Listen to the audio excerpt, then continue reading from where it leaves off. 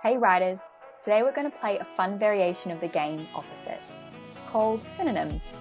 Instead of using opposites, we'll use synonyms to change the words in a sentence. Let's start with the classic sentence, the quick brown fox jumps over the lazy dog. Now, we'll replace each word in the sentence with a synonym, while still keeping the meaning of the sentence the same. Here we go. The swift tan hound vaults over the sluggish mutt. The fast russet canine bounces above the indolent pooch. The speedy sepia dog bounds on top of the lethargic pup. The rapper copper-coloured wolf leaps atop the slothful hound. The fleet auburn coyote hops higher than the idle cur. Notice how I never used the same word twice. Now, it's your turn to come up with silly sentences using synonyms. It's a great way to learn new words and improve your vocabulary while having fun.